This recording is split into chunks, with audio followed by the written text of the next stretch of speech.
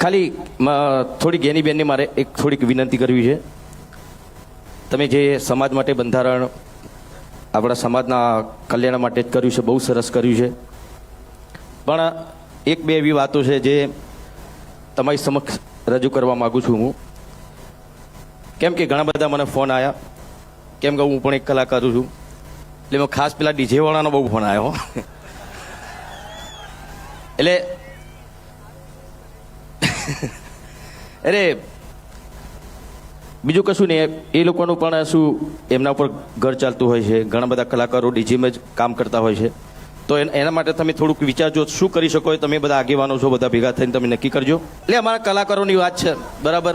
એટલે એમાં શું થઈ શકે છે તમે બધા આગેવાનો છો, તમને વધારે ખબર પડશે. કોઈ રસ્તો તમે કાઢજો તો એ લોકોનું ઘર પણ ચાલે. મારી પાસે વિક્રમભાઈએ માગણી મૂકી અને એમને વાત કરી કે બેન આ ડીજે વાળાની ને એમની માગણી છે, એટલે હવે આ જે બંધારણ એ કોઈ જ્ઞાની બેને નથી બનાવ્યું, સમગ્ર ઉત્તર ગુજરાતના 3 જિલ્લાઓએ સાથે મળીને બનાવ્યું છે. અને એ દિવસે એવી જાહેરાત કરી છે કે આના 1 વર્ષ પછી 4/1/2027 રોજ જ્યારે એને 1 વર્ષ પૂરું થાય અને એની ઉજવણી થાય એ ટાઈમે ચર્ચામાં મૂકીશું. અને એમાં તમે પણ બધાએ આવજો. ચર્ચાના અંતે જે કાંઈ નિર્ણય લેવાનો થતો હશે એ આવતા વર્ષે થશે.